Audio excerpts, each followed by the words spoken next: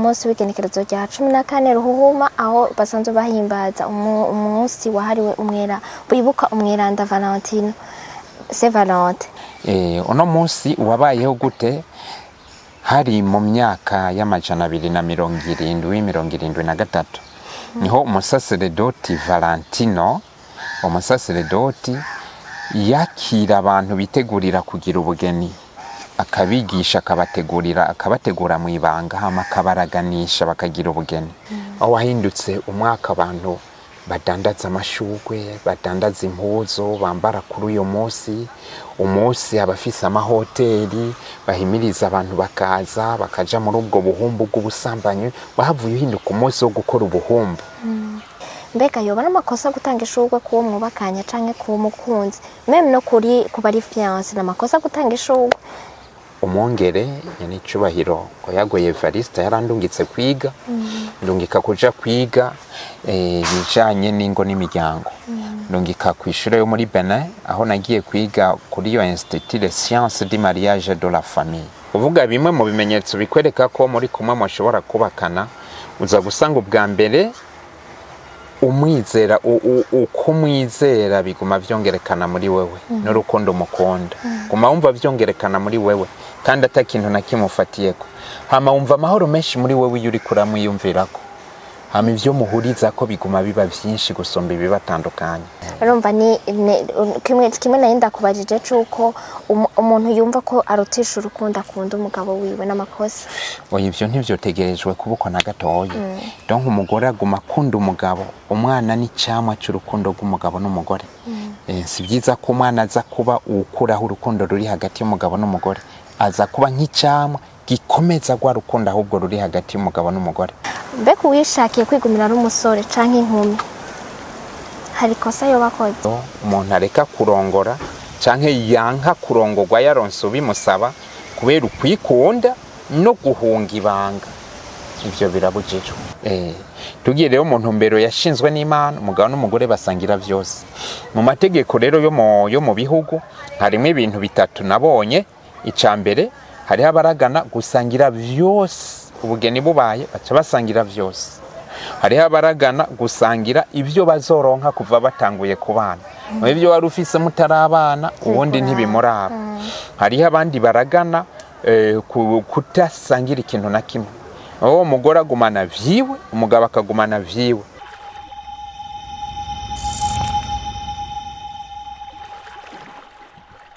Mwaramutse mwese muri ko muratwumviriza canke mwiriwe biza kuvana n'amasaha umwe wese ari kararabira ko kino kiganiro. Ni Munezero Gloria kuri micro ya BITV nkaba natewe iteka cane ngo nama ndabivuze no kuronka umutumire adasanzwe.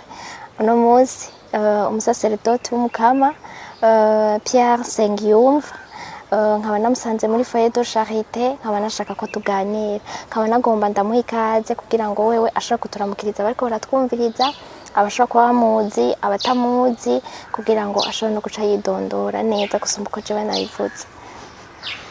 Murakoze cyane ndabakengurukiye najewe ko mwashoboye gushika ngaha kugira ngo tuganire nkaba ndamukije rero abo dusangira kino kiganiro bose abari hafi n'abari kure umwe wese ndamusabira umugisha n'umuhezagiro umwe wese ndamusabire kubandanya aroranirwa mu buzima arimo. Amen. Aba nitwa Nsengiyumva Pierre nkuko mabivuze sanzwe ndi mu basaseredoti bo muri diocese nkuru ya Bujumbura batunganya ubutumwa bw'ingo n'imiryango ku rwego rwa diocese ariko kandi ndarangura n'ubundi butumwa muri diocese ya Bujumbura muri paroisse ya Muberure. Paroisse ya Muberure ni muri commune ya paroisse ya Muberure nahanye ni Bujumbura haruguru ya Presidence ndari kaduga kuri ribarabara ridoga rija Igitega nko ku birometero 9 uvuye mu Kamenge. Ego murakoze cyane. Pati ndafite icatumye nza kugira ngo dushobore kuganira no munsi ariko uko naba ndabigenza no kubandi iyo tuganiriye n'umuntu ubwa mbere benshi baba bashaka kumenya nibaza ko kubamenya byimbitse. Rero nashaka mu ncamake mutubwire Patiri Pierre ninde kuko hariho ushobora kuba kubona ngaha mu nyigisho ashaka kubabona ndifuza kubamenya mwoba muri bande mwavukiye he mwakuriye he mwarabana bameze gute. Ego murakoze cyane. Jewe igihe mvuka ndashimira abavyeyi banyibarutse, uno munsi ntibakiriho, Imana ibakire mu bwami bwayo, kuko ibyiza bankoreye ni byinshi cyane ntushobora kuronka n'ingene no bikenguruka. Navukiye muri paruwase ya Matara iri ngaha haruguru y'Ibuhonga. Ubu ni muri komine ya Nyabiraba ku musozi witwa Mugendo, niho navukiye. Hari mu mwaka w'igihumbi amajana 9, mu mwaka w'igihumbi amajana 974, imyaka irikiraza 50 iriyo. Hanyuma nakuriye imuhira, ndi umwana nyene wo mu muryango. Ibyo mvuga n'ibyo numvise bambwiye, jewe ntavyo novuga ko nsinzi, abandi nibo babibona. Bambwira ko nakuze ndi umwana agamburuka cyane, umwana akunda ibikorwa rwose cyane, agamburuka cyane. Ni naco catumye papa umuvyeyi wanje atangura kumpa amakado nkiri umwana muto. Niga mu mwaka wa 4 yarashoboye kungabira ibitungwa, nkavyorora, bigatuma ndonka utuntu tumwe naba nkeneye. Ivyo ndabikengurukira uwo muvyeyi wanje. Hanyuma narize primaire ce nayize imyaka myinshi. Primaire nayize imyaka 9. Mu wa gatanu ngeze mu mwaka wa 5 nari nungurujwe mugabo ndonka amanota make 52. Muvyeyi acambwira ati oya subiramo.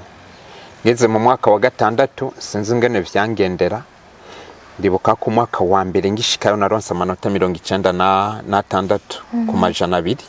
Baca bafatira ku 108. Ndadubura konkuru sinagenda mu windo. Mwaka ukurikira naradubuye ntandonka 108, baca bafatira ku 112. Nanongera ndadubura ntantora konkuru ku mwaka ugira 3. Naciye ndonka amanota menshi cyane ntandatora konkuru. Muri ico gihe ntiwigera wiyumvira kubiheba? Oya, siniyumvira kubiheba kubera imvo zitatu. Imvo ya mbere nari mfise mukuru wanje yari yaratoye konkuru yari imbere yanje. Yaje mu buruhuko barabaga impene bakagira umunsi mukuru, hama yagiye ku ishuri twarikorera isakoshi tukamuherekeza, aza twaragenda kwibarabara kumutegera, nkabona umenyana ibintu bihambaye cyane gose gutora konkuru. Cyo cyari cyambere cyatuma numva nanje nogirirwa ivyo nabona bamugirira. Hama ikigira kabiri nuko hari ibikorwa imuhira ntakunda. Uvuga hari ibikorwa bibiri byari byarandiye umutima. Igikorwa cyambere cyari igikorwa cyo kwamurikawa. Nageze kwamurikawa, twirirwa kwamurikawa, hanyuma ku mugoroba tugaca tugenda kuyikubisha ku mashini, tuvuye tugaca dutora ibishishwa. Bukeye tukayijana mu kumwonga kuyironga no kuyanikira. Ibyo bikorwa rero byari byarandiye umutima kubera imvura yatunyagira. Cyo rero cyatuma mvuga nti kugira ibi bikorwa ndeke kubikora no kumva muhira nkaja muri interna. Cyo carimo. Hariho rero n'imirima, papa yaravise umurima munini w'ibitoki. Kugenda rero gukorera uwo murima, kubagara ibyatsi, twaranyagirirwayo. Ivyo rero byo kunyagirwa nivyo byari byarandiye umutima. Waratinya imvura mu bizaza. Hanyuma ikigira 3 nuko hariho umwigisha bahavuye bamugandagura mu nyuma. Uwo mwigisha twigisha mu mwaka wa 6 abonye ntora cyane ibiharuro, aratora cyane ibiharuro no kuri. Gifaransa carangora mugabe ibiharuro narabitora cyane. Abonye ntora cyane ibiharuro, uyo mwigisha cyavuga ati uyu mwana ntazomvana mu ishuri. Uyo mwigisha rero yaraza muhira kundondera ngonje ku ishure.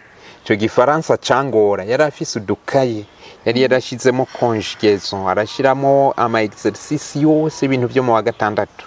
Itunga rinini gose umwigisha Imana imuhezagira.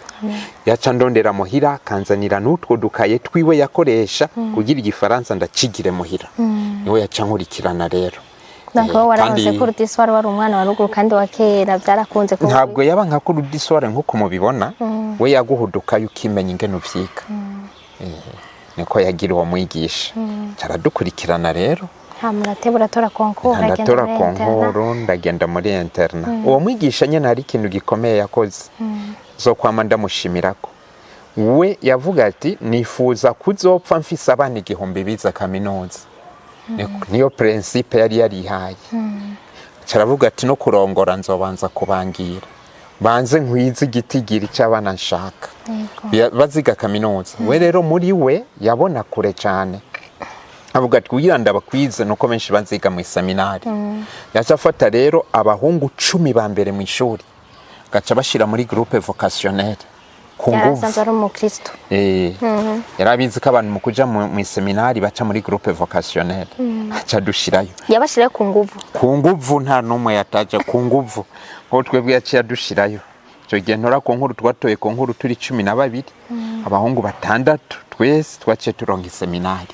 Mwaje muja kwiga muri seminari. Tuja kwiga muri petit seminaire yo mu Kanyosha ngaho. Turahiga. Ucuva mu mode, ucuva ngaho muri rirari umunuka mu mode. Mbandamanutse mu moji. Je natanguye kugendera mu modoka ntoye ku nkuru. Kandi nabonye televiziyo ijya mbere ntoye ku nkuru. Ntabyo nari bwabone.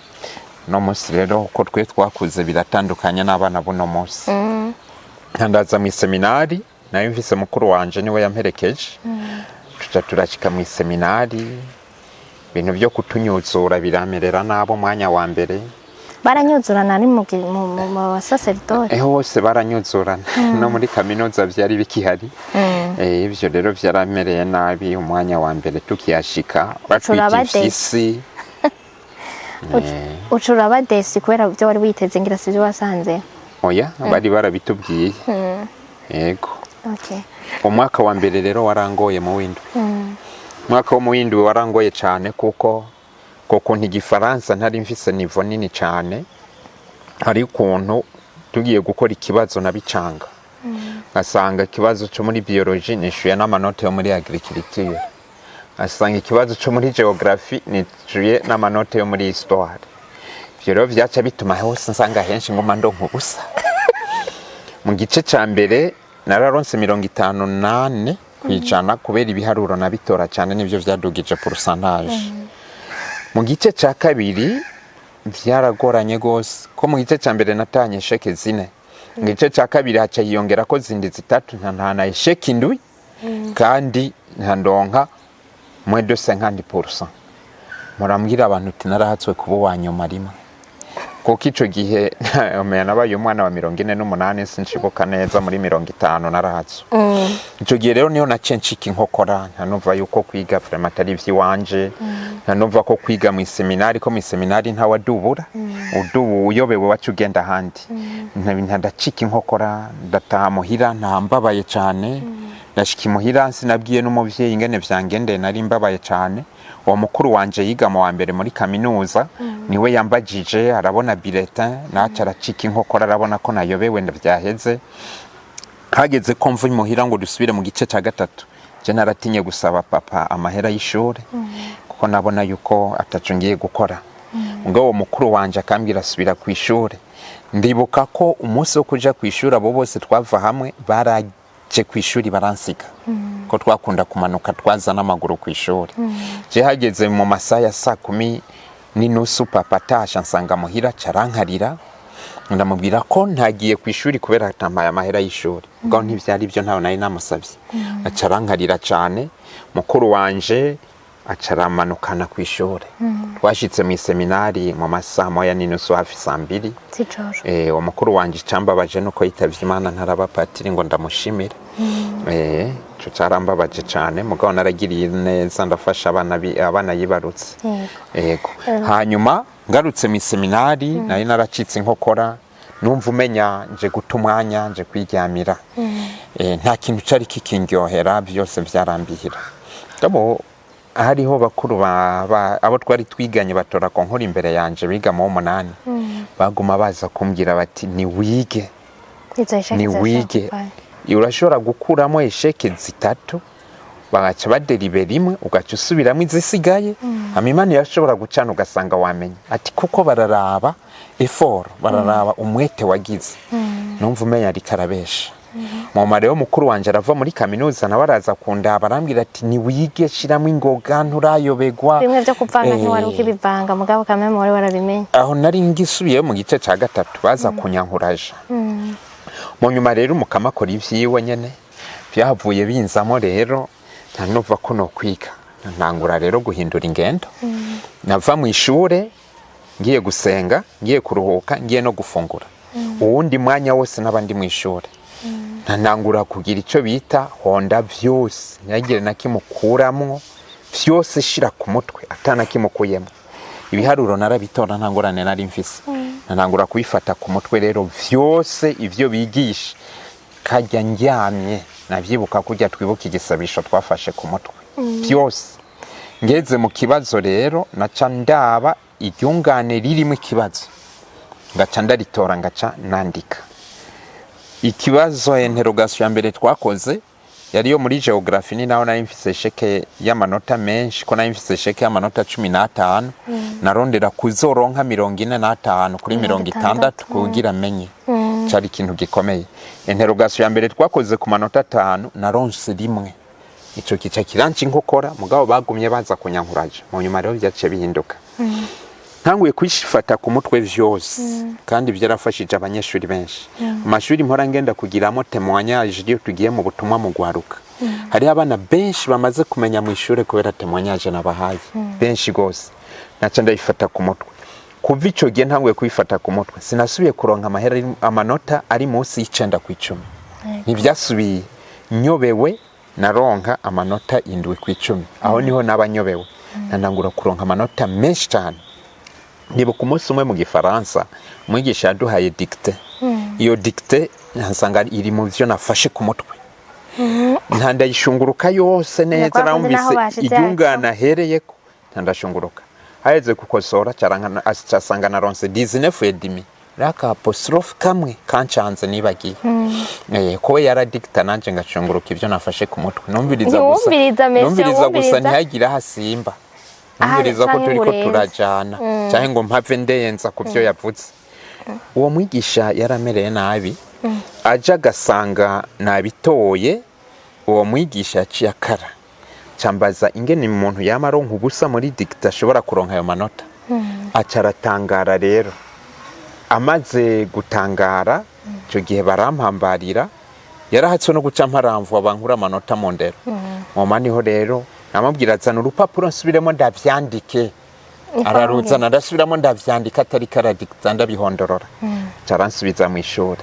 Indira rero umwaka ugeze guhera, ugeze guhera nacengera gukora examen y'igice ca nyuma, sigaranye sheke 3 zine zari zavuyemo. Zose wamaze kuzikura? Namaze kuzikurayo. Amakuru menshi wasanga mfise yose kuri yose. Ndagenda gukora igice ca 3. Turakora turaheza. Canke repêchage? Igice ca 3. Turakora turaheza examen. Mama examen yaraheze, je ncanguma ngaho rero ndindiye repêchage, ndindiye proclamation ko batubwira amanota. Bwa ikintu cyari kihari, nagumana ubwoba mu mutima. Numva ubwoba byinshi mu mubiri ku buryo bitankundira ko nguma mpagaze. Nashaka kuguma ndyamye, mpagaze numva umuyandajugumira mu maguru. Uwo mwanya rero wabahaze nkuko haragira umunsi wa proclamation, umva ari umunsi nararanye ubwoba, ngenda fise ubwoba. Hama baravuga amanota, mugabo narinzi yuko ni kimwe muri bibiri, ndaropesha canke nayobewe. Bacaravuga amanota, baraproklama. Bageze ku mwana harimo abayobegwa, abamenya n'abayobegwa, bamenya n'abayobegwa. Niho rero hageze ku mwana wa 34, umwigisha aca avuga ngo ngaha iriya un enfant qui a fait des merveilles. Sinumva ivyo avuze. Hama nkabona gumara ababileta, nanje nari nayivunja gutya kubera ko nabona ko nayobewe. Niho rero yasubira araraba ya bileta, acara havuga ati Kiensengiyumva Pierre. Ndanuma. Avuga Kiensengiyumva Pierre ndanuma kubera ubwoba. Niho rero yahava acagiriki, niho yahava acara vuga ngo cet enfant a fait des merveilles. Acara mpamagara. Ndagenda buke je niyumvira ngo agira nkubite nk'ikofe. Nibyo niyumvira. Kubera kutatahura cet enfant a fait des merveilles, sinabyumva. Ndamushikiriye rero aca mu kuboko, acambwira ngo félicitations. Caravuga ngo il est admis d'office. Donc namenye ntavyo gusubiramo. Nsanga rero y'amayesheke yose indwi zose zaravuyeyo, banderibeye inota rimwe kuri rimwe gusa. Ndamenya ndagenda mu 8. Cyo nico cyonyene novuga nti canciriyemo gatoyi. Inge twimuke, nibaza ko mubona yuko imvura itubanye nyinshi, nibaza ko twokwimuka hama tubandanye ikiganiro. Nibaza yuko mubibona ko twahinduye, imvura yaduteye hama twaobrije kwiyunguruza, mugabo muri foyer ni hanini ntitubura aho twicara. Twari tugeze yuko Patiri yabaye mu w'indwi, hanyuma aragira amasheki indwi ari mu gice cya kabiri, hanyuma aramenya kandi sans repêchage niko babivuga. Utahashe canke wowe wiyumvise gute muri uwo mwanya nyene, muri ako kanya? Murakoze cyane kuri uyo munsi, maze kumva ko namenye mu ishure naranezerewe cyane. Kandi natashe nezerewe, n'abanyeshuri twikoma baranezerewe cyane. Shitse ni muhira twari duhimbawe cyane. Barabaza impene. Mukuru wanje yaciye ataha nawe nyene ahejeje kuri kaminuza. Anshikiriye yashitse ambaza wamenye tego, oya sivyo. Toya nivyo namenye, dutangura guharira. Ndamwereka bulletin, niwe yabaye wa mbere yaciye aja kuduha agacupa. Jewe n'abana twigana cyo kimwe kandi n'abavyeyi yaciye aduha agacupa kuri kaminuza, byari bikigenda neza. Nuko rero ubuzima bwari butanguye bushasha, kuko sinasubiye kuja muri ivyo bintu byo kuyobegwa. Ndagenda narinze mpeza amashuri je ntasubiyemo. Imana yaramfashije cyane, ndabikengurukira Imana. Nuko rero ntandiga mu seminari mu Kanyosha mu 8 mu 9 tugeze mu 10 baca ndadaya carapfa. Bishe ndadaye, ubuzima buca burahinduka, biragorana, turagenda turamara igihe kinini muhira. Umwaka w'19 bubandaniriza Buhonga. Hama mvuye Buhonga ndasaba gusubira mu seminari, njya kwiga mu seminari y'Imureke hari Ingozi. Naho naciye mpereza amashure. Maze guheza amashure, hariho umwaka umwe badusaba kuja mu cyo bita service militaire obligatoire, gukorera igihugu, kwitangira igihugu. Muri ico gihe basabye kuja mu seminari nkuru, ntibagende. Ababishaka bakagenda, batabishaka nabo bakaguma mu paroisse. Ico gihe naciye mara umwaka wose muri paroisse y'Ubuhonga. Hama mvuye Buhonga baca baratwemerera kubandanya seminari. Ndagenda rero kwiga mu seminari y'Iburasira, mara y'umwaka umwe. Ndaza inzira twese mu seminari nkuru ducamo, niga mu seminari nkuru y'Ibujumbura imyaka 2. Ndaduga mu seminari nkuru y'Igitega, ndahiga imyaka 3. Ngenda kumara umwaka wo kwimenyereza ubita wa stage muri paroisse yo mu Rusera, ndahamara umwaka umwe. Ndasubira kwiga umwaka wa nyuma mu seminari nkuru, ndaba umusaseredoti tarike 15 z'ukwezi kw'indwi mu 2006 niho nawe umusaseredoti. Murakoze cyane.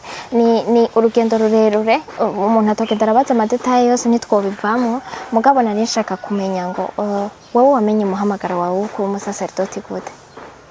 Ubwa mbere ngikura nari umwana nkunda kuja gusenga, abavyeyi baradukundisha gusenga. Jewe nakuze nzi ko ata muntu asiba gusenga kwa Mungu. Je nakuze ari byo nzi, ku buryo mu nyuma mbonye abantu badasenga kwa Mungu narasanutse gose kandi ari maze gukura. Je nakuze nzi yuko ata muntu numwe ataja gusenga kwa Mungu.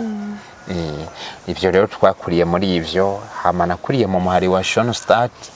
Muri uwo muhari rero harabaye ibihe byinshi byo gusenga, ingendo nyeranda. Ndabona twiga mu mwaka wa 6 twahora tuva ku Skirisari ku ishuri wacu aho ku Skirisari mvukamo.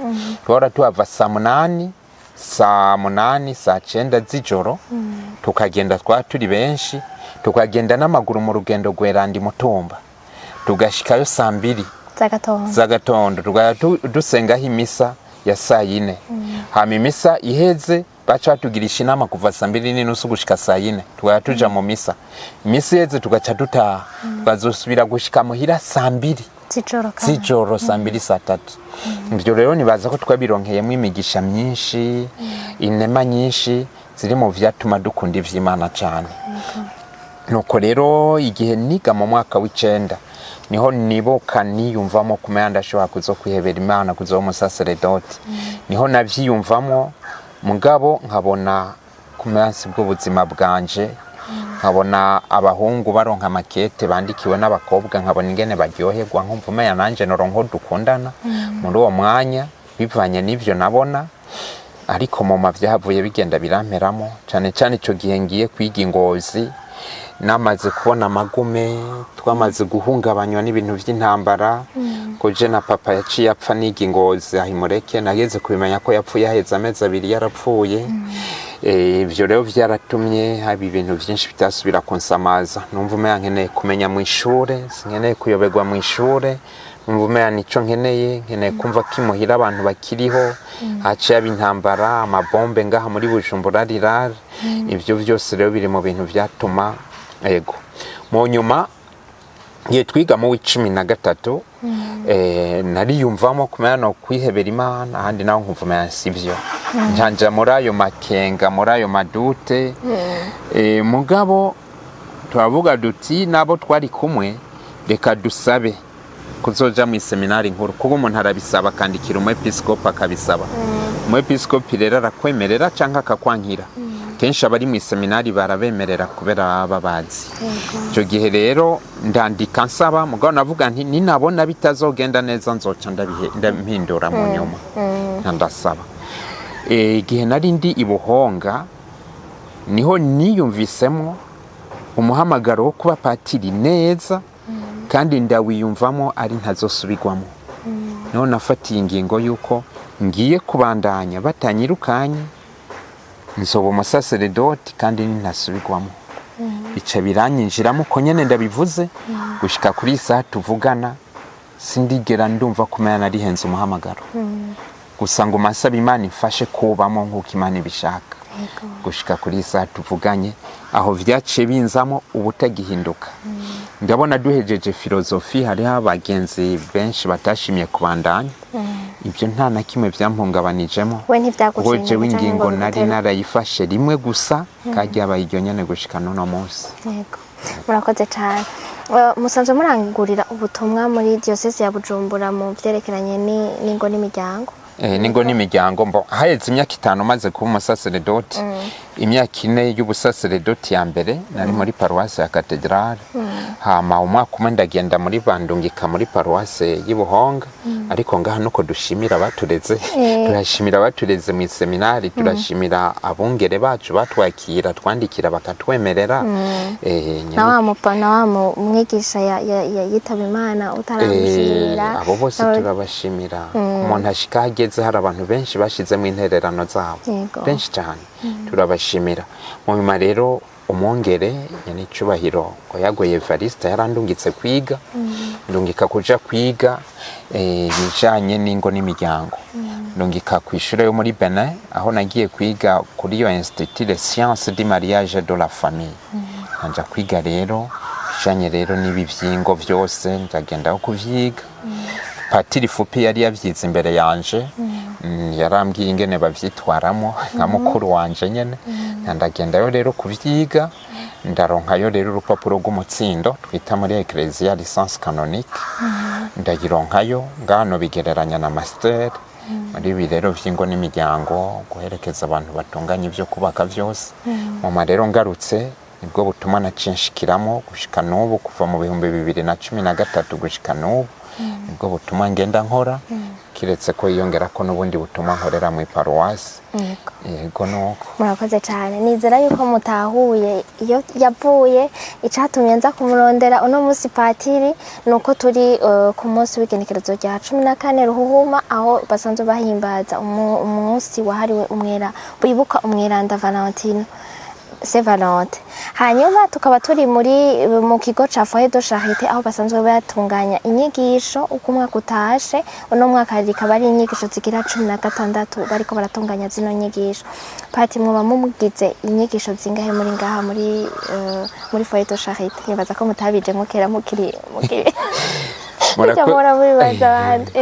murakoze cyane. Je natanguye igihe nari kuri Cathedrale muri 2009 hatunganywa inyigisho ngaha muri Foyer de Charité. Naraza nk'abandi bose. Naraca nk'abandi bose nkumviriza kwima n'abandi bose. Yego. Hanyuma mvuye kwiga mu 2013. Ico gihe rero niho batanguye kuntumira kuzamo gufasha gutegura iyi ndwi.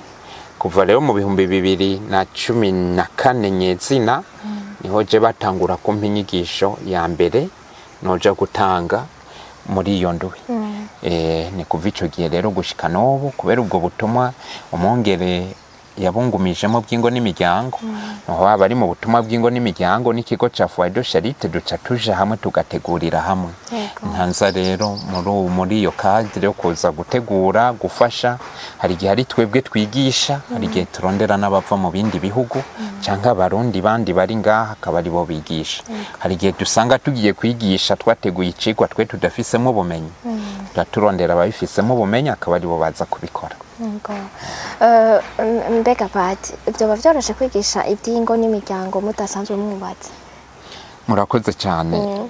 Ico kibazo cyama kimpimbara iyo bakimbajije kituma kimpimbara nuko ugiye kwa Rujana aho bavurira abagwaye mu mutwe dusanga atari abasazi bavura abasazi.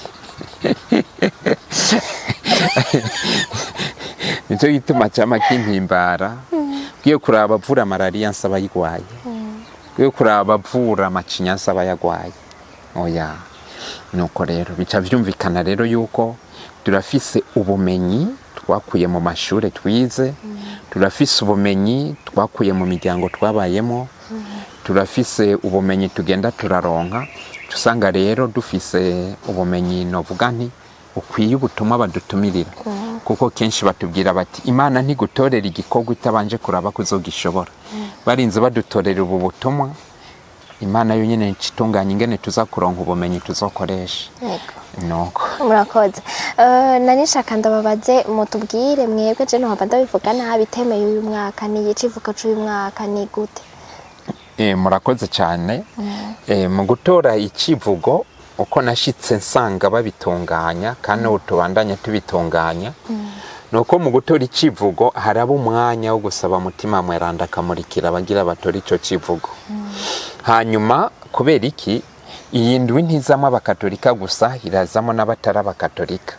Hama inyigisho zo muri ino ndwi nkuko namwe muvyibonera zishikira abantu benshi zica mu maradiyo zigashikira abantu benshi abo umuntu abaharaba umwanya rero wo gusaba mutima mweranda atwereka ibintu vyogirira akamara abantu benshi akari ivyo dufatirako kenshi rero dukunda gufatira ko Ecclesia Katolika ibigeze nkono munsi kwisi yose turi muri yubire y'imyaka 2025 aho nyene ubweranda Papa Francisco adusaba gushira imbere cyane umwizero datetereza. Hanyuma ngaha mu Burundi duca turabe Ecclesia y'u Burundi iri muri yubire y'imyaka 100 habonetse abasaseredoti ba mbere.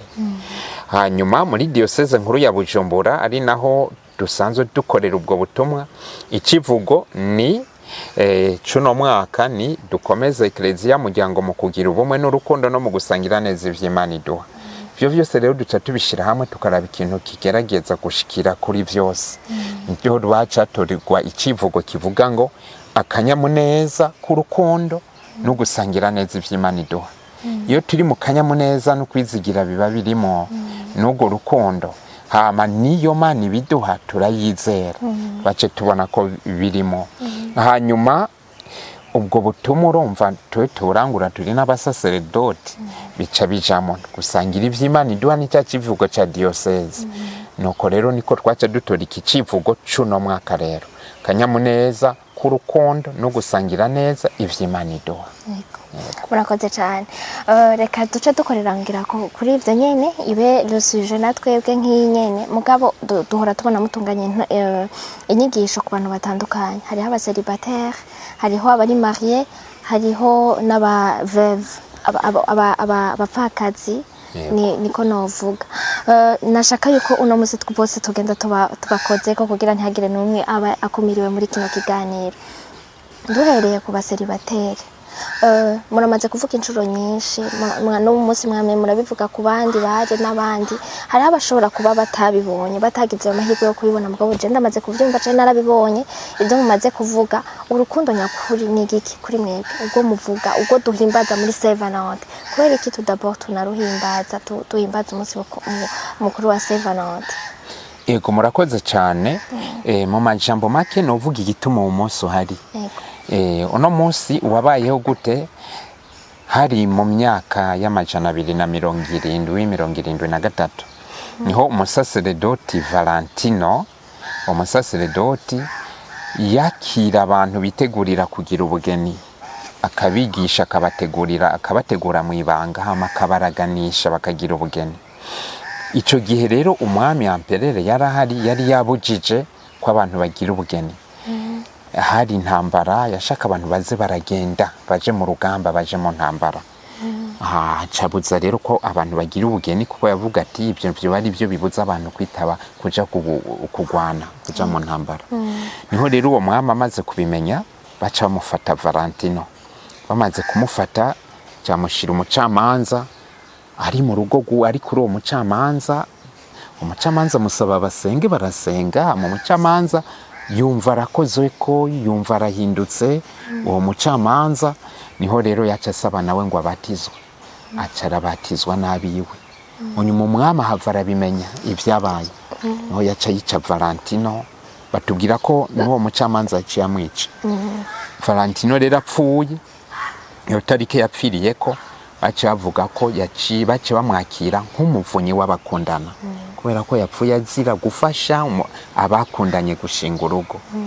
Nuko rero bace baza rero baguma bibuka iyo tarike, baguma bagenda bayibuka. Hariho rero abayibuka nk'ipagani n'abayibuka nk'abana b'Imana. Mu myaka yegereje 500 niho bashira uwo munsi ko himbazwa nk'umunsi nyene w'umweranda. Bavuye bamushira mu beranda. Nuko rero ubu rero muri iyi myaka ya hafi, iyi myaka ikambere hariya mu bihugu biteye imbere ho byarakomeye gose, aho wahindutse umwaka abantu badandaza amashugwe, badandaza impuzo bambara kuri uyo munsi. Umunsi abafise amahoteli bahimiriza abantu bakaza bakaja muri ubwo buhumbu bw'ubusambanyi. Wahavuye uhinduka umunsi wo gukora ubuhumbu. Umunsi wo gukora ubuhumbu. Ngaha rero muri diocese nkuru ya Bujumbura niho aha mu kigo ca Foyer de Charité nabo bari mu butumwa bw'ingo n'imiryango bavuga bati nitworeka abana b'Imana ngo batakarire mu bitari byo. No hatangura gutunganywa rero inyigisho, ubw'intango zatanguye ari inyigisho zitunganywa uyu munsi nyene kuri igenekerezo ya 14, kugira abantu ntibaje gusamarira mu bitari byo, ahubwo baze kwa Yesu.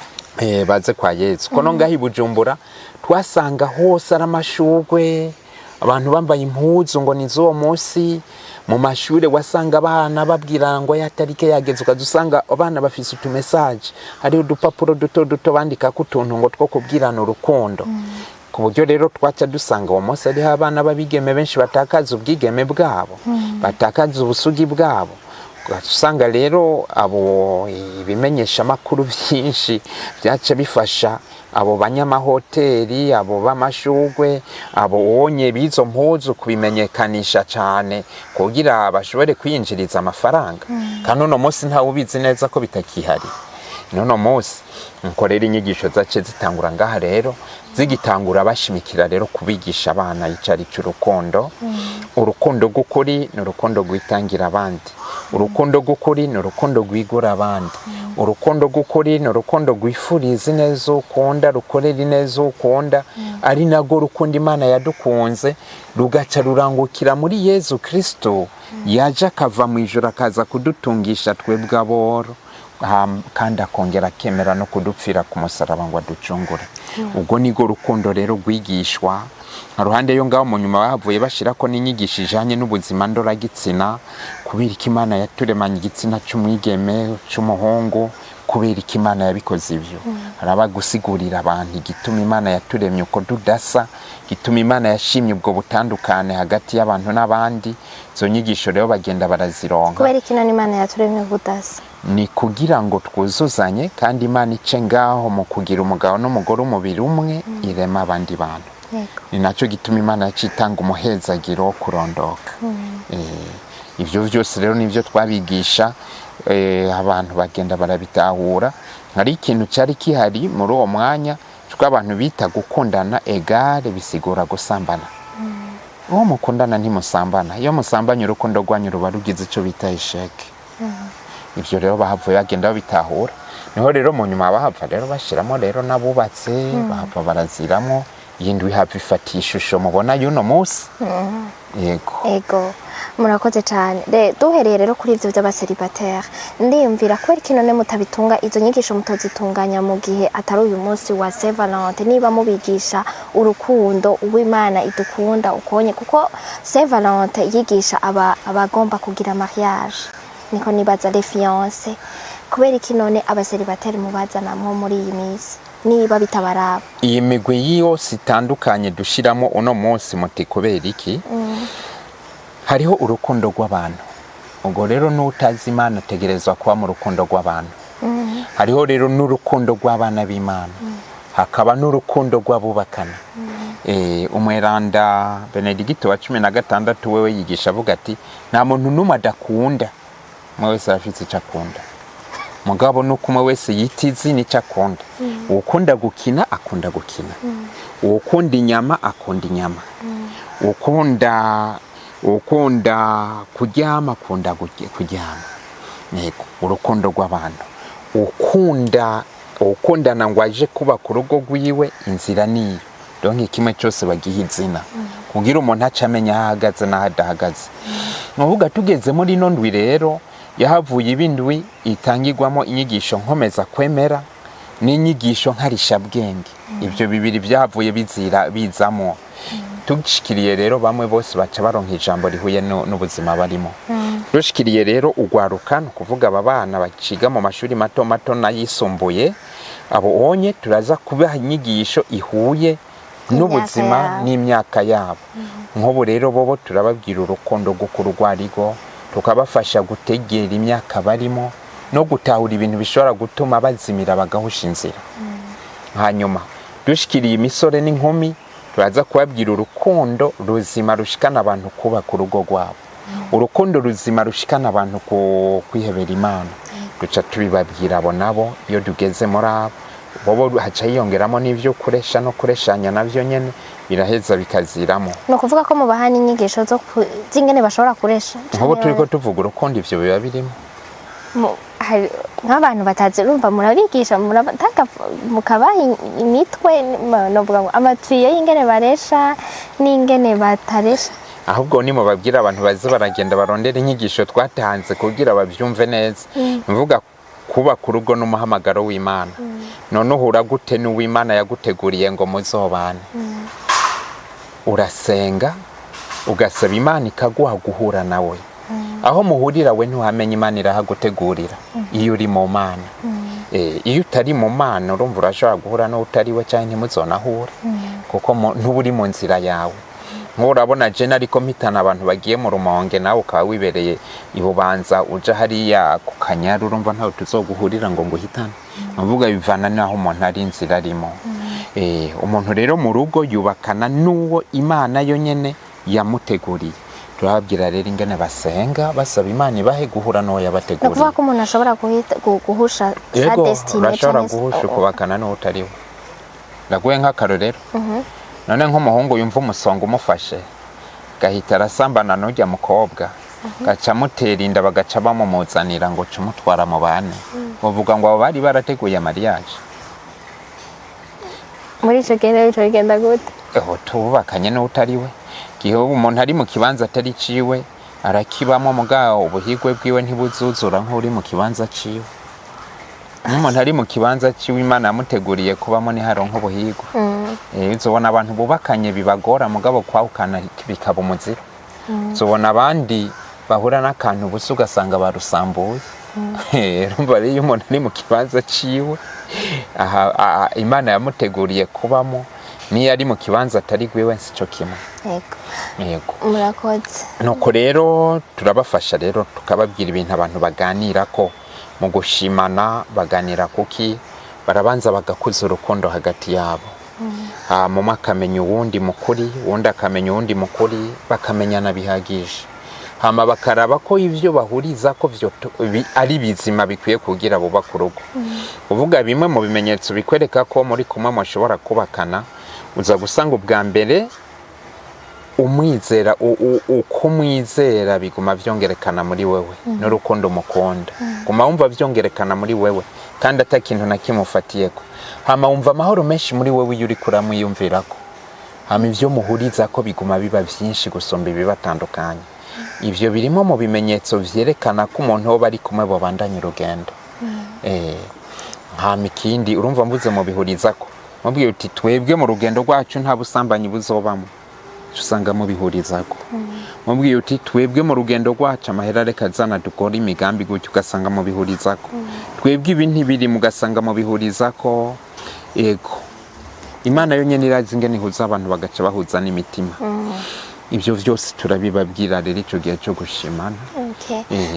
Hariho indagano bagira muri ibi bya Saint Valentin z'ubwere ntegeko.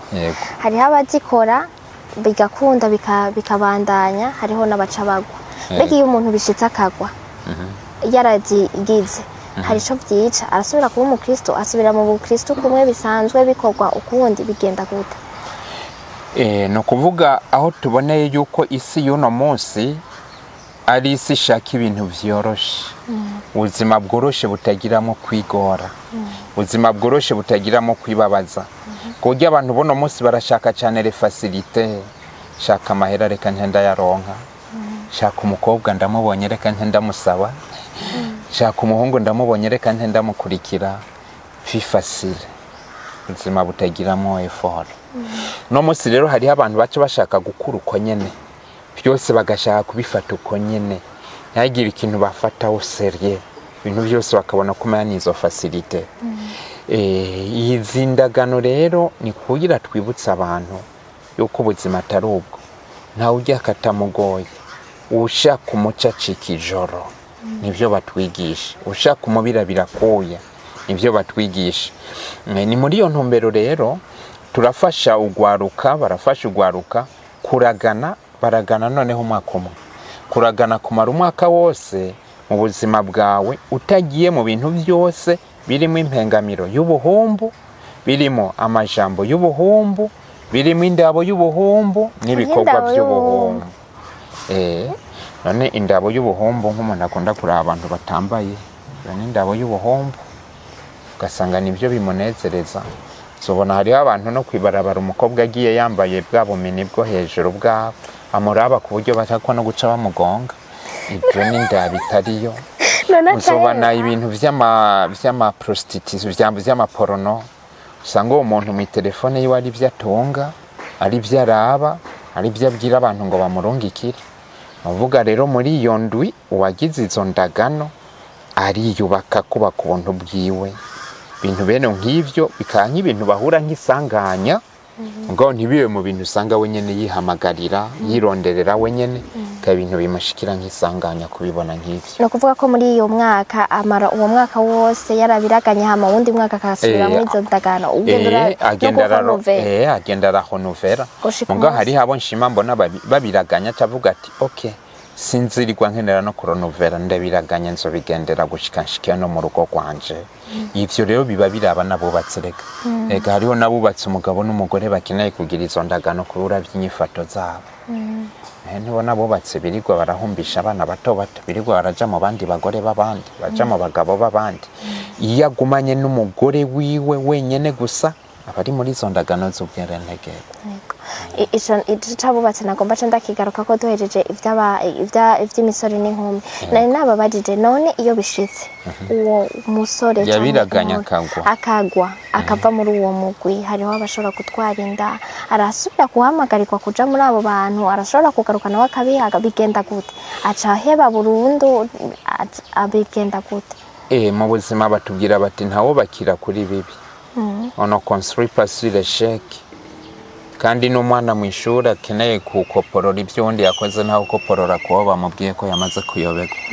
Oya, nibaza yuko uwagize izindagano ntabagwa babiteguye babishaka, bavyihamagariye.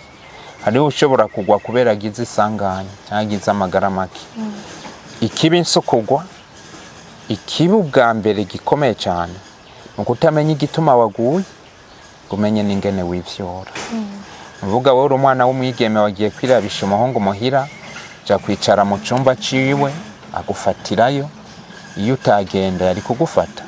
Cyo nico cambere giteye ubwoba cyo kuzirikanako.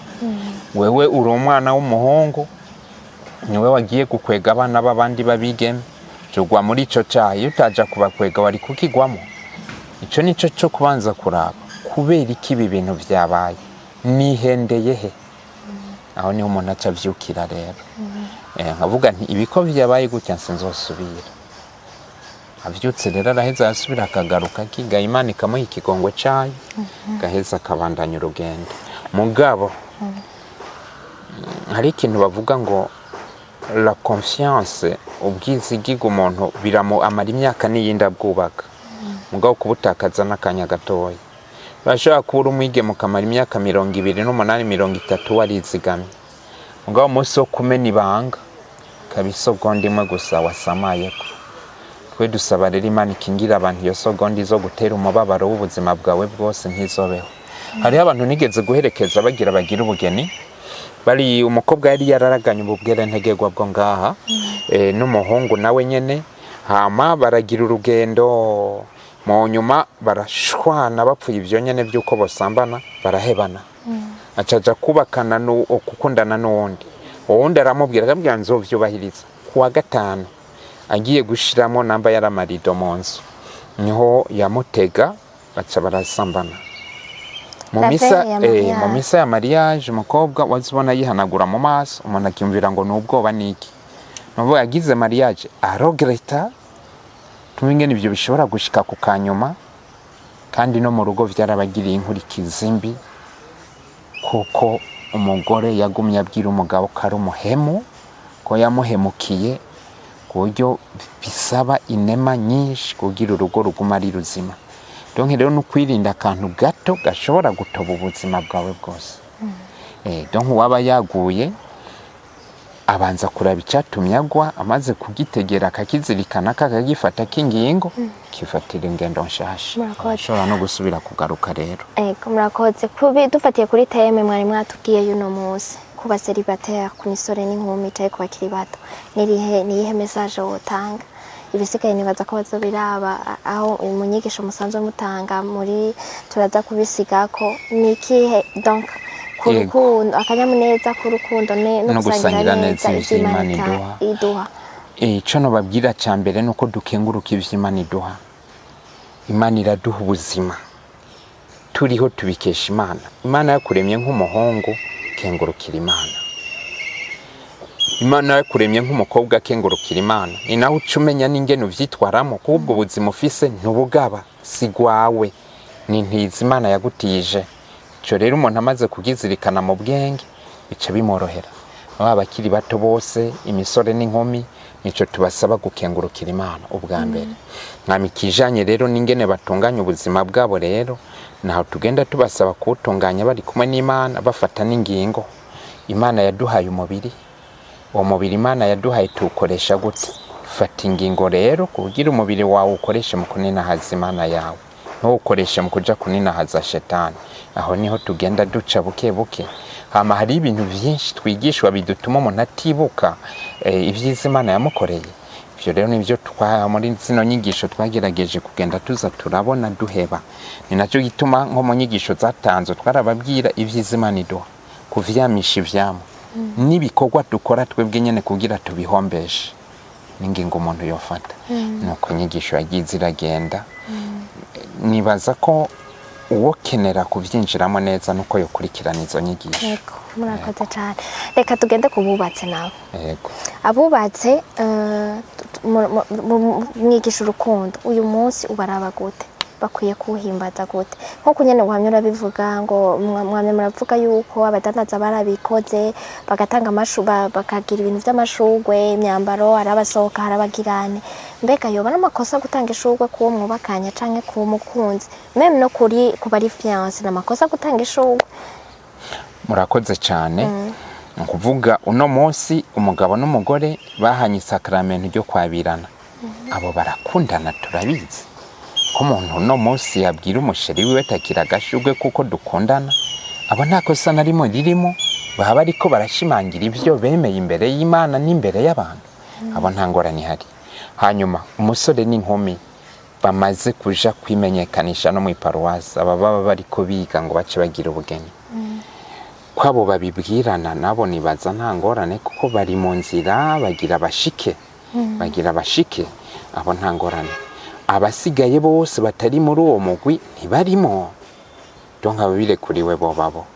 Hanyuma kububakanye rero gato Pati, none ko mwatubwiye ko hari abareshanya kugira ngo uzoshikire muri ico gihe cyo kuja kumenyekanisha ubugeni canke kugira mariage gushika mu rugo nukuba warareje barakwemereye peut-être uri kurarondera amahera uzoja kwiyandikisha canke uri muki mugabo urumva uri muri processus urafise ko projet uyo muntu mbega mu gihe uyo muntu wo mufise ko projet canke mwafatanije urugendo na mutarija kwimenyekanisha ntimurekuriwe kubwirana ko mukundana, ntimurekuriwe guhana amashurwe naho bitoba no muzi ntivyemewe.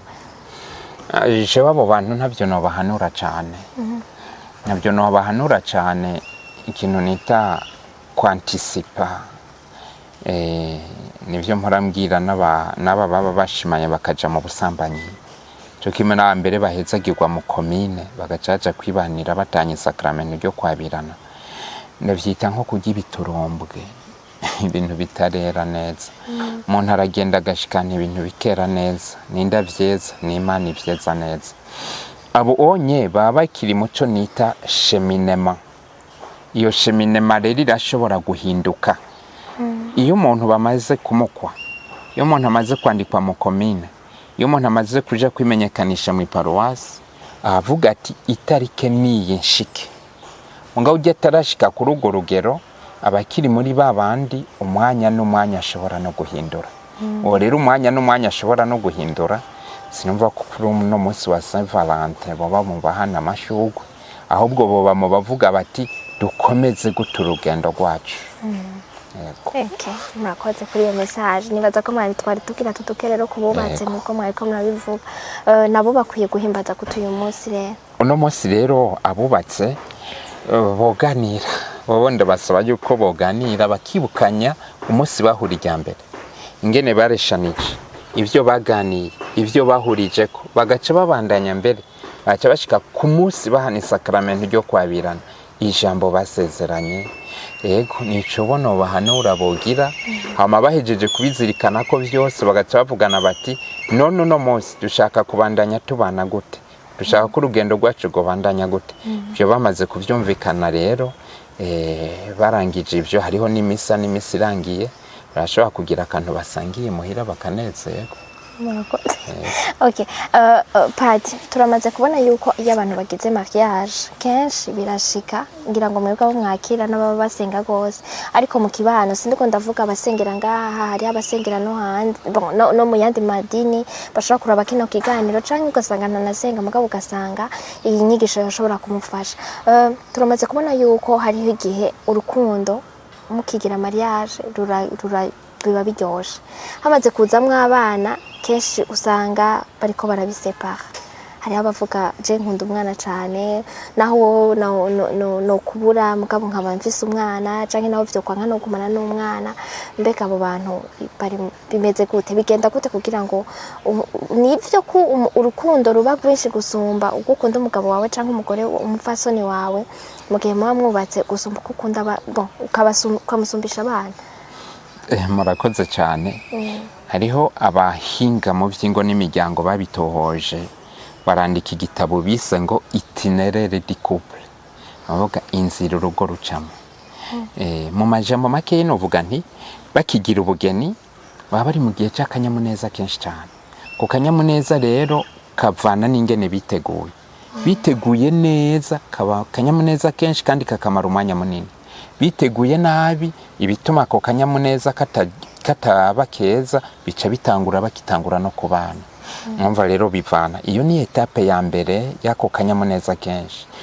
Intambwe ya kabiri ni kumenyera ubuzima nk'abantu babiri babana, gusabikanya ubuzima no gusabikanya amabanga y'urugo y'abantu babana. Iyo rero ni ikunda gutuma mu rugo haba ibibazo. Muri iyo ntambwe, muri iyo aho haba hari mwiki aho naho baca batangura kugaburana ibikorwa, ninda zoteka, ninda zovoma, ninda zosenya, ninda zosasa, ninda zoja kwisoko gusuma, ninda zobika amahera, tuzotaha sangahe, tuzosenga sangahe, tuzovyuka sangahe, tuzoryama sangahe. Ivyo vyonyene birashobora gutuma batangura guhunga, urukundo rwabo rutangura guhungabana. Novuga muri ico gihe niho ubonera neza akaranga kuwo wakunze. dufate nk'abadamu ashobora gusanga ari umudamu aceregwa byose azama gucereza ubwo ukimuresha ntavyo wari warabonye gaca bituma mu mutima wumva akantu gatiriganye kuko ntavyo wari warabonye. Ari umugabo udashobora gusanga ari umugabo ibintu vy'amahera ntuzigera umenya umuco wayo wewe ubona yaguha gusa ibindi ntavyo umenya gaca wumva mu mutima uciutirigana. Urashobora gusanga wa wundi mwahora mujana mu misa kenshi muhira ntashobora gusenga gaca utirigana mu mutima wawe. Navuga aho rero ni watangura kubera utuntu tuza gutuma urugo no mu nyuma ruca rubandanya nabi. Ivyo rero kenshi turabaherekeza abadukundiye tukabafasha kuba muri ivyo bihe.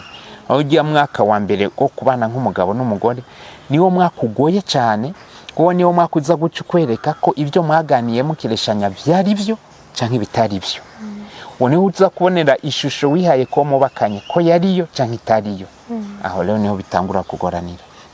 Muma rero hacakurikira iki? Hacakurikira iyindi etape irimo muzorero w'abana. Iyo abana baje mu rugo nko ku mugore n'akanyamuneza ntangere muhora mubibona umugore atararonka umwana yumva umeya mu rugo ntarahashika. Maze kuronka umwana niba cyumva ko hashitse neza. Iyo rero umukenyeza aronse umwana urukundo hari gihe ruca ruja ku mwana cyane akitaho umwana cyane gusumba umugabo. Aha rero niho bakeneye abakenyezi bakeneye kumenya yuko umugabo aguma akeneye umugore. Umugabo aguma akeneye umugore nuko umugore ashiramwe ubwenge akamenya igihe cy'umwana n'igihe cy'umugabo kuko umugabo aguma amukeneye. Hari gihe rero umugabo atagashika asanga umwana nta kibanza gifise gacumva ko atakibanza gifise. Abagabo bamwe rero niho baca batangurira kuza barataha batevye kubera ko bakunda umwana wiwe none umuntu arashaka kujaruza agafuhira umwana we yapfa. Biva n'imyaka ya mbere mu mwanya wa mbere abagabo ntibiborohera guterura abana no kuganiriza abana. Mugabo turabahamagarira kubikora cya kiganiro ciwe n'umugore abagikeneye. Urana hari gihe umugabo bataha muhira umugabo agashika muhira agafasha umugore udukorwa tumwe mugabo umugore agaca agenda konsa umwana no gutegura umwana kuja mu gikoni no guteka. Umugabo yashitse ngaho 2:00 usanga hageze nka 4:00 n'umugabo atamuntu numwe bari kumwe bariko banavugana. Ivyo rero bice bituma mu mugabo yumva umenya uwo mwanya wo kuguma muhira ntacarika akora ntari okipe ari wenyene. Bigaca bituma kenshi usanga ashaka ave mu kabare nka 3:00 sange basi bahejeje ivyo byo kuryamika abana ashika asanga umugore ari disponible pour umugabo. Ngo twe turabigisha ko bashika rimwe bagasangira ivyo bikorwa nyene bakabisangirira hamwe. Umwe ari karabo umwana undi ari mu gikona ari karafasha umukozi bagahereza rimwe bagaca baronka umwanya rero w'umugabo n'umugore. Niko urumva ni kimwe narinda kubajije cuko umuntu yumva ko arutisha urukundo akunda umugabo wiwe n'amakosa. Ivyo ntivyo tegerejwe kubuko na gatoya. Donc umugore aguma akunda umugabo umwana ni cyamwa cy'urukundo rw'umugabo n'umugore. Si byiza ko umwana aza kuba ukuraho urukundo ruri hagati y'umugabo n'umugore aza kuba nk'icyamwa gikomeza gwa rukundo ahubwo ruri hagati y'umugabo n'umugore. Nuvuga umwana aza nk'isima ije kubetona urukundo ruri hagati y'umugabo n'umugore. Ubunye dusigaye twumva abantu baragana les biens séparés amatungo ari séparé nkuko mwariko muravuga yuko umuntu ashobora gutirimuka ngo kubera yuko amahera y'umugabo atayamenya canke abagabo bakaba bamye bidoga bavuga yuko abagore petite baza kurya ivyo babiri yakuya iki mbeka navyo ho bari amakosa yo barimo muri ico gihe izo ndagano baragana mu commune ko vyo babigenda gutyo n'amakosa. Twebwe Ecclesia ntacyo yigisha idafise aho yagikuye. Ecclesia yigisha ibivuye mu ijambo ry'Imana. Kuko Imana niyo yashinze n'urugo niyizi ngene urugo rutunganywe Imana. Nibyo rero Ecclesia yigisha tuza gusoma mu gitabo c'amamuko ikigabane ca mbere akarongo ka 28 batubwira ngo Imana irabahezagira ibabwira iti nimugwire murondoke. Tugiye mu kigabane ca kabiri karongo ka 24 batubwira bati umugabo azoheba se na nyina yungu bumwe n'umugore wiwe abo babiri babo umubiri umwe babe umubiri umwe. Tuduze mu njiri Yezu bariko bamutega umutego barondera kumubaza yuko ivyo vyari vyarigishijwe bigifisa agaciro kumbure cyane bitagafise. Mu njiri ya Mariko ikigabane c'10 Yezu ababwira ati mu ntango y'irema ibyo muyumvira byose Imana yaremye umugabo n'umugore ivuga iti umugabo azoheba se na nyina yungu bumwe n'umugore wiwe abo babiri babo umubiri umwe.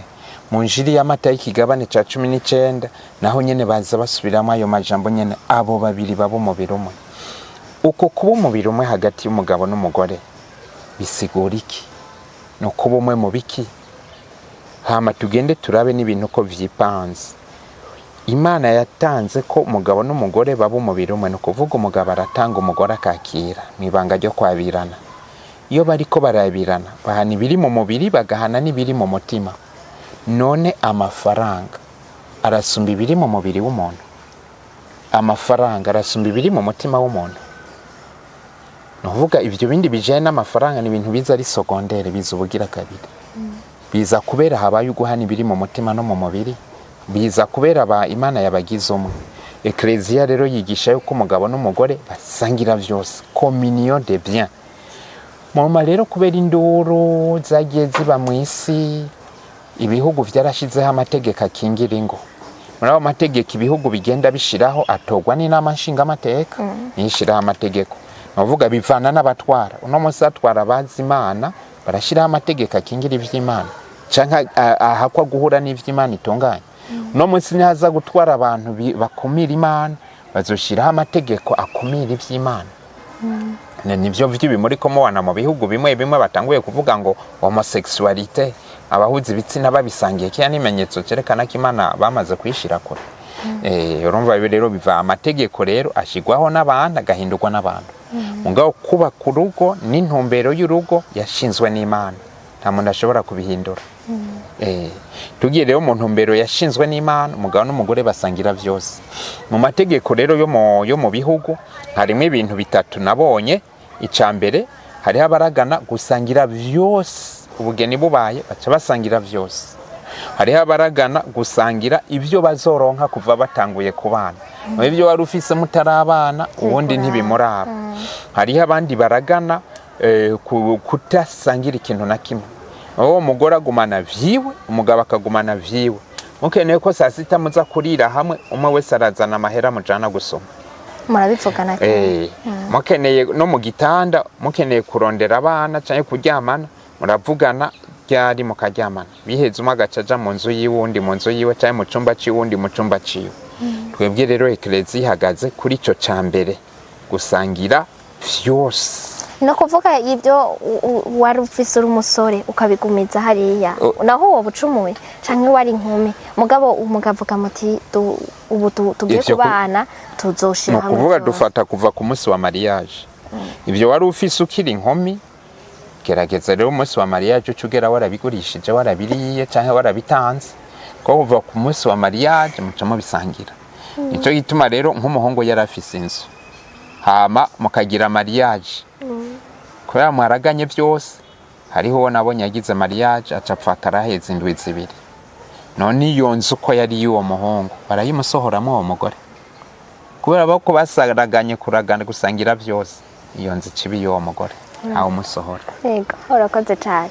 Hari ikindi bakunda gufatira ko yuko muri Ancien Testament ba Ibrahimu twumva ba Dawidi byarashitse canke barakunda kuvuga ko baba bafise abagore barenga umwe.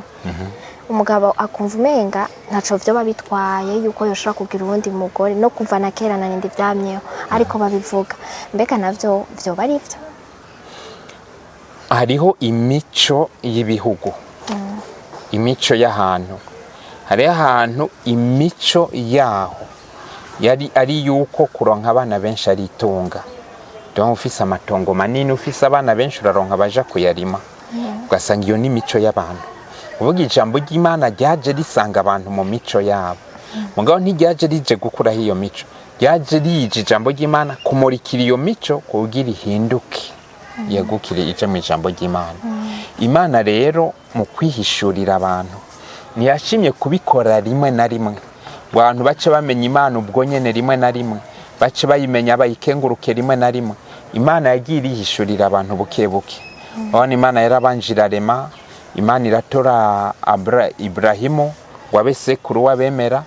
Imana imuzana buke buke, hariho abaciye bavyemera baraba muri ico gihugu c'Imana, hariho n'abatavyemera. Imana yabijanye buke buke, ico twita la pédagogie divine. Yabizanye buke buke. Imana ntiyaciye ivuga ngo Yezu naca azavuke ku isi. buno nyene kugira Yezu aze, urabona haheze imyaka myinshi cyane Imana ibanje gutegura igihugu cyayo. Nuvuga bijya byaba mu bwuzure bwa kera yari inzira iza kudushikana ko Yezu aze. Nuvuga twebwe uno munsi dufata Yezu Kristo amaze gushika, byaciye biba bishaje. Yezu rero arabitubwira mu njiri ya Matayo, hajya atubwira ati sinaje gukura amategeko n'amateka, naje kuyanogerereza. Donc il est venu pour purifier. Ni mu gupurifier rero, ni muri uko gutyorora rero ayo mategeko yarahari. Yezu yaciye aza rero atwigisha ibi by'uko mu isakramento ryo kwabirana umuntu agira umugore umwe n'umugabo umwe. Naho duca tubisanga muri Yezu Kristo. Kandi Yezu arabitubwira nawe nyene ati mu ntango y'irema byari bitegekanije ko umuntu agira umugabo umwe n'umugore umwe mu ntango y'irema. Ibyo rero nibyo byazananye n'ibyo byo mu mico y'abantu, ariko navyo nyene bihamagariwe guhinduka. Kuvuga rero ijya ubwuzure bwa kera butegura ubwuzure bushasha, yari methodologie divine kugira Imana idushikane kubikomeye. Ngako ujya umwana avutse atangura bamuha amata niki agera guhekenya amagufa aruka kuzi. Murakoze. Dufatiye mu buzima turiko turabamo muri iyi minsi, n'ubuzima butaba bworoshe, umuntu usanga ibintu bigenda birazimba, ibintu bigenda biragorana. Tukumva yuko nkuko mwabivuze byinshi tubikora mu ijambo ry'Imana. Igihe Adamu na Eva bacumura, Imana yabwiye Adamu ati uzorya urushe, umufasoni uzo kwibaruka urushe. Kera bisigura yuko hari abantu bafata yuko abafasoni barabo kuvyara canke kwibaruka ibibondo, kubarera, hama abagabo bakarondera bakazana amatungo. Ariko aho dusanga muri ino minsi umufasoni akora n'umugabo agakora, ugasanga defa ntibabitahura kumwe. Mbega kuri ico mwebwe mwokivuga kwiki? Niko twona bibamwo abubatsi. Ego murakoze cyane. Twamaze kuvuga gusangira byose mu kivugo cy'uno mwaka. Mu ijambo ry'Imana twasoma, hari aho twasoma handitse ngo bose barangwa n'ihuza mutima. Ihuza mutima, guhuriza kuri byose, ihuza mutima. Adamu na Eva warugiye kuvuga, Imana ibaremye yabashize mu murima wa Edeni. Nuvuga muri uwo murima wa Edeni ibintu byose bari bakeneye kugira babeho neza byariho. Ifatuko ibintu byose bari bakeneye kugira babeho neza byariho. Hari hasigaye iki? Hari hasigaye ko umuntu akoresha umwidegemvyo wiwe kugira bibemo neza kandi abibemwo nk'uko Imana ibishaka. Ingorane rero yagiye kuhaba, uwo mwidegemvyo niwo wabagoye gukoresha. Barondeye kumera nk'Imana kandi Imana yababujije. Bategerezwa kuguma ari biremwa. No mu rugo uno munsi Imana ihezagiye umugabo n'umugore ngo bubakane, ibyo kenegwa ngo babeho neza bujya mu bisanzwe byose biba bihari. Ngo bamaze gushika mu rugo, umugore agacarondera kwifata nk'umugabo, umugabo nawe agacarondera kuba umugore no kuba umugabo icyari byose hamwe. Aho no kuvuga umugabo nk'akarorero biba byari. Urabona nko mu rugo tugiye mu ibaruwa ryandikiwe Abanyefezi, batubwira yuko umugabo ari umutwe w'urugo. Ugiye kubizirikanuza gusanga umugore nawe acaba umutima w'urugo. Numva rero umugaci yarondera kuba umutwe n'umutima mu rugo, bica biba ingorane, baca bagongana. Iyo umwe wese agumye mu kibanza ciwe, no kuvuga umugabo naguma ari umutwe, umugore nawe acaba umutima. Abo umutima w'urugo. Njo ituma batubwira bati umuhusha atunga yawushije umugore. Iyo ugize mariage ukaronka umugore umutima atawurimo, urugo ruca rugira ibibazo rukinatangura. Njo ituma abantu babigeme bavuga bati éduquer une fille c'est éduquer toute une nation, mais éduquer un homme c'est éduquer une personne.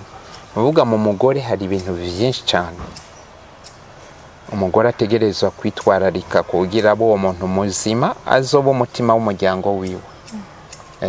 Umukobwa hari ibintu byinshi umwana w'umwigeme atarekuriwe kuzarajamo, kuko umuhamagaro wiwe nibanga Imana yamutoreye ibanga riremeye cyane rirengeye ivyabise bamubarira. Tugeze ngaho rero abubakanye basabwe iki? Baragenda bakarondera. Adamu na Eva bacumuye kubera bakoresheje nabo mwidegemvyo wabo. Kenshi rero Imana nta muntu ihana, niko no bivuga, umuntu niwe yihana canke yihanisha mu gukora ivyo atategerezwa gukora. Mu rugo rero rw'umugabo n'umugore umugabo aragenda akarondera hama akazana muhira, umugore aragenda akarondera akazana imuhira, hama umugabo n'umugore bagatunganiriza hamwe bonyene bavyumvikanye, bavuga bati we rero madame mu byo uzokenera ngiki cyo no kwita argent de poche yiwawe, aya ntaco nzigera nkubaza wayakoresheje. Wewe wa mugabo nawe mu byo uzokenera iyi ni nka argent de poche yiwawe, ntawe uzokubaza ico wayakoresheje. Aya nayasigaye tuwushize hamwe n'umugambi hamwe. Yo ituma mu rugo mu bisanzwe umugore ni wagira gestion kenshi. Kuwa gatanu aravuga ati mu ndwiza kiretse amasiripuri ibiza batiteguri ibintu nyamukuru dukeneye ni bakarano amahera dufise azokwira, ivyo twimbuye mu mirima nivyo turondera bizokwira, bakavuga ati tubigenze uko ni ku rugo rwama rwubakwa.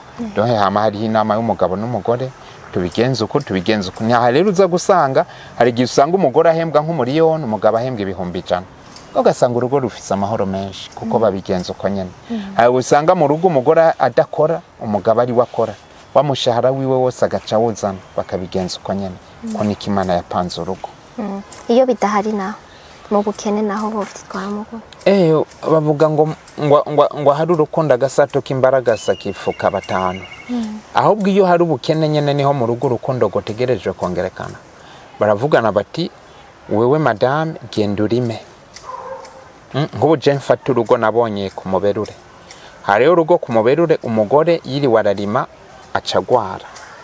Uwo rero umugabo yaciye apanga gutya, umugore acagenda kwibarabara agatereka utuntu adandaza, umugabo nawe acaja mu mirima karima. Iyo rero bageze imuhira umugore arazana ico yaronse n'umugabo akazana ico yakuye mu mirima, urugo rukabandanya gutya. Naho ibintu bigugwa amahera kenshi usanga ava muri ayo umugore yagiye kurondera, ibintu bakuye mu mirima navyo bazanye kenshi usanga ari umugabo azana mu vyavuye mu mirima. Donc rero ni kiyago c'umugabo n'umugore nico conyene ni ingendo inama bafunditse niyo yubaka urugo. Murakoze cyane. Murigisha n'abapfakazi, yego nabo mubazana mu gute muri zino nyigisho? Murakoze cyane. Umuntu apfakara kubera yigeze kubaka, umuntu apfakara kubera yigeze gukunda. Nahoga ibi byose twavuze byo kuresha no kureshanya baba barabibayemo, ibi twavuze byo guhana isakramentu byo kwabirana baba barabibayemo. Umupfakazi rero ri mu bantu Imana yita abantu bamagara make cyo kimwe n'imfuvyi. Iyo umuntu apfakaye acasigara akora wenyene ibikorwa bahora bakora ari babiri. Iyo umuntu apfakaye acasigara ari wenyene bahora ari babiri, niho uzumva umupfakazi akubwira ati naramanyutse sigaye jenyene. Hama umupfakazi ucusanga yigwana ko wenyene, hari harondera gushika atagishika kubera uwahamushikana batakiri kumwe. Abapfakazi rero turaheza rero tugaca tubatumira kugira tubereke ubwa mbere ko urukundo rwo bari barakunze rutaheze, kuko urukundo rw'abubakanye ntiruhera ko n'urukundo ruva mu Mana. Uwo bari bubakanye urukundo rwabo mu Mana rurabandanya, kandi si no mu Mana gusa no muri Yezu Kristo rurabandanya ruriyo. Hajya umupfakazi cyangwa umugabo yapfaka yaza mu misa agasangira akakira Yezu nk'umwami n'umukiza wiwe, nta na kimwe kibuza ko numwe bari bubakanye muri Yezu basubira kubonanirayo.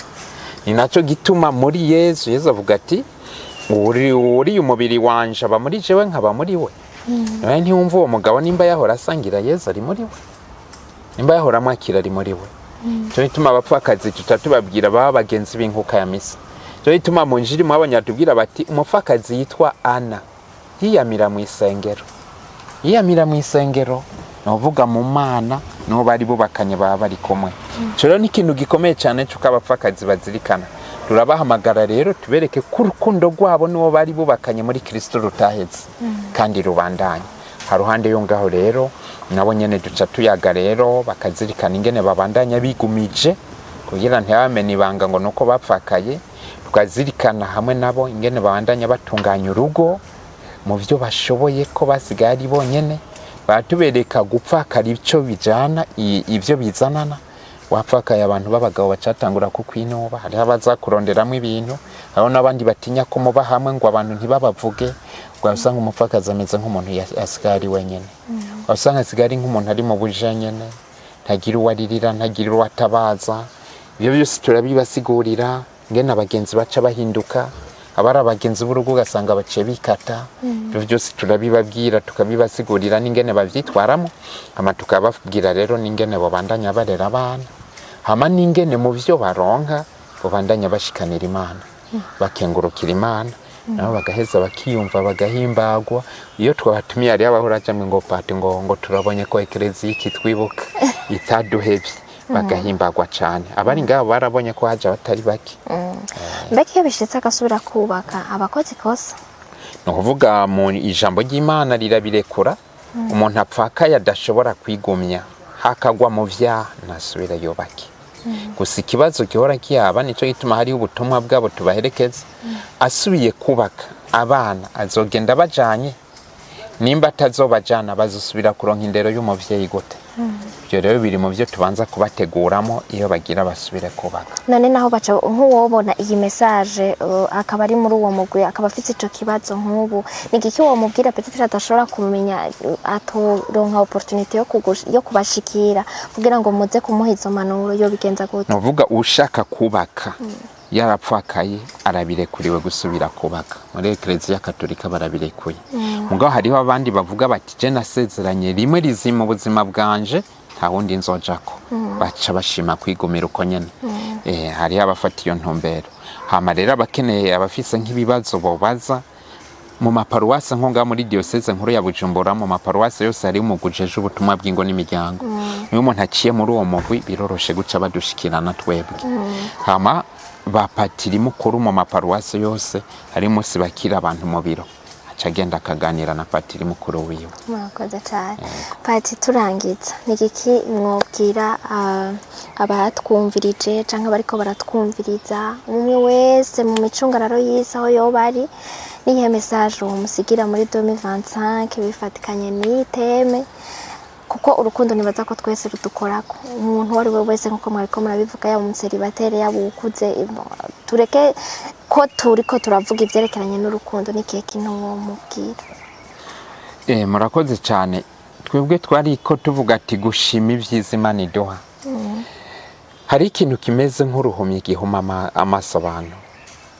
Umuntu ugasanga yishimiye nk'amahera aronka, umuntu ugasanga yishimiye ko akiri muzima afise ingufu ashobora kwirukanga akaji yashaka, ugasanga umuntu yishimiye ko yagize amahirwe akaronka akazi keza akaba umutegetsi agahembwa amahera menshi, ugasanga umuntu yishimiye ko afise ubwiza bwo ku mubiri bose bamurondera bamwirukako, ugasanga umuntu yishimiye ko afise imodoka nziza, ko yavukiye mu muryango w'abantu batunze n'iki, bigatuma atabona ivyiza Imana imukorera.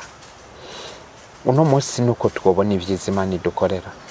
Turiho ni kubw'umukama, turi bazima ni kubw'umukama, ivyo dufise nivyo kuninahaza umukama no kuninahariza umukama mu bagowe badukeneye.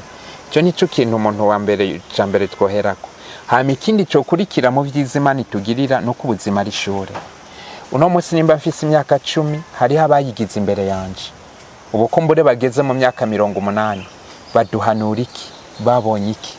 Hari ibintu ugwaruko no munsi rurondera kujamo bakibagira ko nabandi bahaciye, hama ivyo baciyemo kumbure hari abahakomerekeye, nibaje kubaza abahakomerekeye ico gihe icigwa bahakuye ngo basige babaciriye umugani.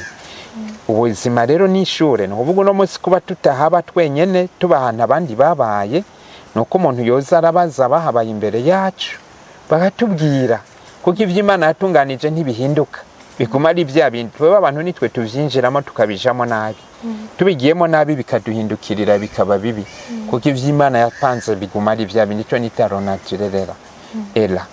Nico rero nico nobanza kubwira abantu, kuzirikana ku buzima Imana yaduhaye, gushima ivy'Imana yatunganije, gushima ivy'Imana iduhamagariramo, tukabibamo nk'uko Imana ibishaka, niho ubuzima buzoheza bukaba bwiza. Hama ikigira kabiri nuko nobwira abakiri bato gukurira mu rukundo rw'Imana no mu kuri kw'Imana, nuko nobwira bubakanye kutihebura mu ngo zabo, babe mu rukundo gukora arigo rukundo ruva ku Mana. Nkabwira abagabo guha urukundo guzuye abagore babo, n'abagore guha urukundo guzuye abagabo babo. Hama nkabwira abakiri bato kutonona ubuto bwabo, papa arakunda kubwira abakiri batati ne gaspillez pas votre amour un jour vous en aurez besoin. Ntibasesagura urukundo rwabo kuko bazorukenera mu kubaka urugo rwabo, bazorukenera mu kurera abana babo, ntibarusesagure. Ndabwira n'iki gicumuro cy'ubuhombo, ibi bintu by'ubuhombo abantu bagendamo bakabona nivyo bigezeho, ico nitakaryohera mubiri, ibintu ugendamo bikagusosera ubunyene, haheriya amasata bigatangura kukururira. Urabona nk'umuntu nk'iyagiye agasambana mu minota nk'isaha akaba hejeje cyangwa iminota 5 cyangwa 10 gacavaho yanduye sida. Donc iminota 60 ciyemo vyurira umubabaro pour toute la vie. Hariyo umudayimoni ukunda kuzanana n'ivyo bintu, usanga umudayimoni wanduye uwo munsi uzotuma urinda upfa udashobora guhagarika gusambana. Kasanga umuntu wese muhuye asiga gusambanisha. Nuko abantu badashobora kumenya ububabare abo bana banduye uwo mudayimoni, abo bagore bubatse banduye uwo mudayimoni, umubabaro bagira hageze kwifuza kubihagarika bikanga. Ibyo byose umuntu abizirikanye ko yohezaga intumbera ubuzima bwiwe, akiyumvira kazoza, akakubaka neza hakiri kare atararindira.